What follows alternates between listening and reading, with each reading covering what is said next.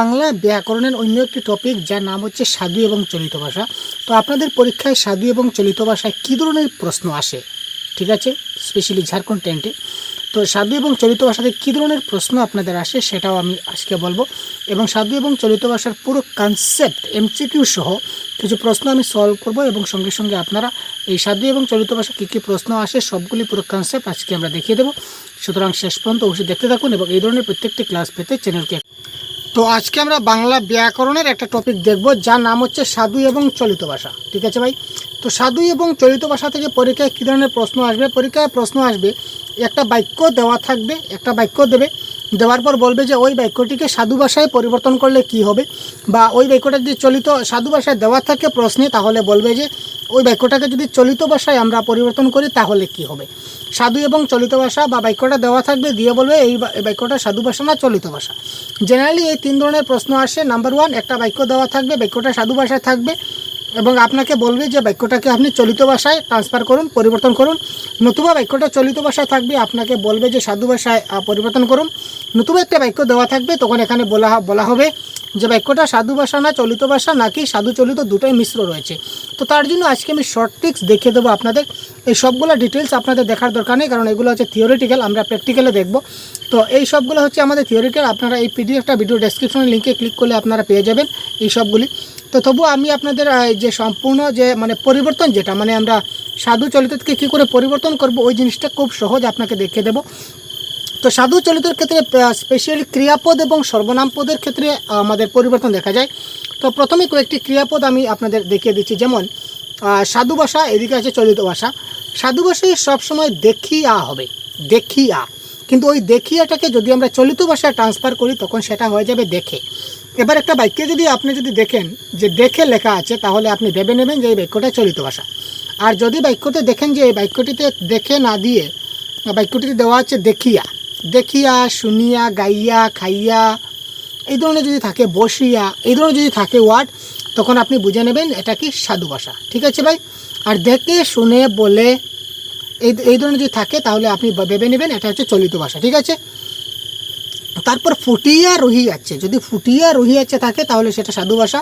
আর ফুটিয়ার জায়গায় যদি শর্টকাটে দিয়ে থাকে ফুটে, আর যদি রহিয়াছে জায়গায় যদি রয়েছে তাহলে সেটা ভেবে নেবেন সেটা চলিত ভাষা। অর্থাৎ চলিত ভাষায় সবসময় ক্ষুদ্র রূপ ব্যবহৃত, ছোট রূপ।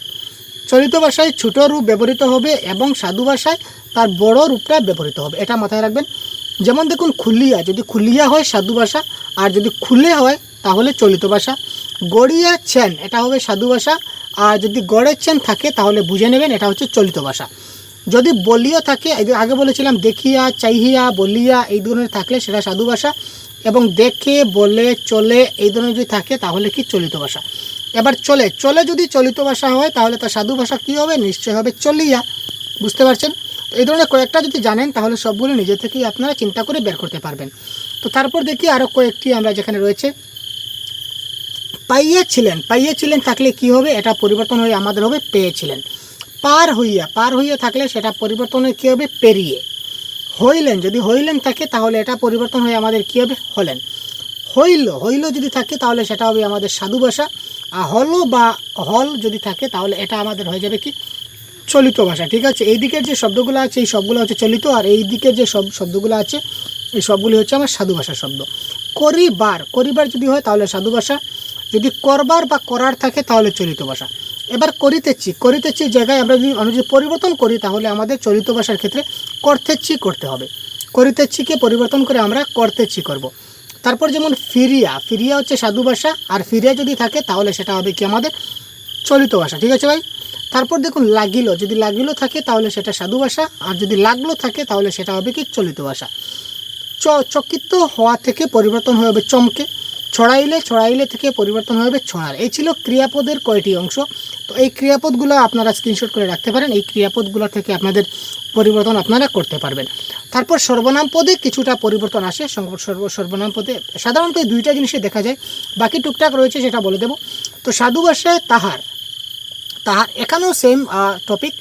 যেমন কি যদি বড় কোনো কিছু ব্যবহৃত হয় সেটা কি সাধু ভাষা, আর তার ছোটো রূপ যদি আমরা যখন ব্যবহার করব ছোটো রূপ তখন সেটা হয়ে যাবে কি আমাদের চলিত ভাষা। যদি তাহার হয় এটা হচ্ছে সাধু ভাষা, আর তাহার থেকে পরিবর্তন হয়ে তার করলাম এটা হবে চলিত ভাষা। উহারা, যদি উহারা বলি এটা হবে সাধু ভাষা। যদি আমরা ওরা বলি তাহলে ওটা হবে কি আমাদের চলিত ভাষা। যদি উহা বলি, উহা হচ্ছে সাধু ভাষা, আর ওটাকে যদি আমরা চলিত ভাষায় করি তাহলে হয়ে যাবে কি ওটা।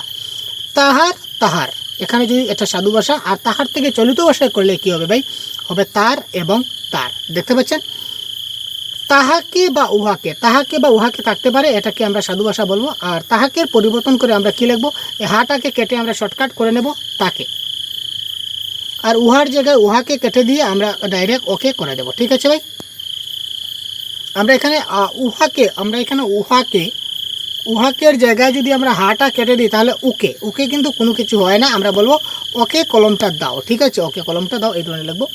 তিনি, তিনি হচ্ছে সাধু ভাষার শুদ্ধরূপ, আর চলিত ভাষার শুদ্ধরূপ তিনির পরিবর্তে আসবে কি সে। তারপর দেখুন বিশেষ পদে আরও কিছু আমাদের পরিবর্তন রয়েছে, যেগুলো হচ্ছে কি গৃহ, গৃহ মানে শুদ্ধ, একদম শুদ্ধ বাংলা ভাষায় যেটা ব্যবহার হবে এটা হচ্ছে সাধু ভাষা, এবং যেগুলো আমরা সাধারণত কথাবার্তা বলি এটা হচ্ছে চলিত ভাষা। গৃহ সাধু ভাষা হবে, যদি ঘর থাকে সেটা হবে চলিত ভাষা। মস্তক শুদ্ধ ভাষা, আমরা বুঝতে পারছি এটা হচ্ছে সাধু ভাষা। মস্তক থেকে যখন মাথা চলে আসবে এটা হবে আমাদের চলিত ভাষা। জুতা, জুতা হবে সাধু ভাষা, এবং জুতো, জুতো হবে কি চলিত ভাষা। সুতা, সুতা থেকে সুতো। তুলা, তুলা থেকে তুলো। পূজা, পূজা থেকে পুজো। শুষ্ক বা শুকনো থেকে হবে শুকনো। জ্যোৎস্না থেকে হবে জ্যোৎস্না। ঠিক আছে ভাই, তো এই কয়েকটা জিনিস যদি আপনারা মাথায় রাখেন তাহলে সাধু চলিত ভাষায় আপনারা অনায়াসে আপনারা কী করতে পারবেন, এই সবগুলা প্রশ্নের উত্তর আপনারা সলভ করতে পারবেন পরীক্ষায়। ঠিক আছে ভাই, এই ছিল সাধু চলিত ভাষার একদম শর্টকাট রূপ, এবং এই সম্পূর্ণ বাংলা ব্যাকরণের সম্পূর্ণ পিডিএফ আপনারা ভিডিও ডেসক্রিপশনে পেয়ে যাবেন। ভিডিও ডেসক্রিপশনে লিঙ্ক রয়েছে, আপনারা যদি চান তাহলে এখান থেকে আপনারা ওই পিডিএফটা আপনারা ডাউনলোড করতে পারবেন। তো এই পিডিএফটিতে কী কী আছে আপনারা এক ঝলক আপনাদের আমি দেখিয়ে দিই খুব ছোটো করে। এই পিডিএফটিতে আপনারা পাবেন বাংলা ব্যাকরণ, বাংলা ব্যাকরণের মধ্যে এই সূচিপত্র যেগুলো দেখতে পাচ্ছেন, এই যে সূচিপত্রগুলো আপনারা এক ঝলক দেখে নিন। ক্রিয়ার কাল, কারক, সমাস, সন্ধি বিচ্ছেদ, সাধু চলিত ভাষা, বাক্য পরিবর্তন, শব্দভাণ্ডার, পদ, ক্রিয়া, সকর্মক, অকর্মক, দ্বিকর্মক, সমার্থক, প্রতিশব্দ, ছন্দ, অলঙ্কার, বিপরীত শব্দ, এই সবগুলো আপনারা পেয়ে যাবেন। সুতরাং যদি প্রয়োজন মনে করেন এখনই ভিডিও ডেসক্রিপশন থেকে এটা আপনারা ডাউনলোড করতে পারেন, পারচেজ করতে পারেন। এটা হচ্ছে পেইড ভার্সন। ঠিক আছে, তো যাই হোক, পরবর্তী ক্লাসে খুব শীঘ্রই কথা বলবো। ধন্যবাদ।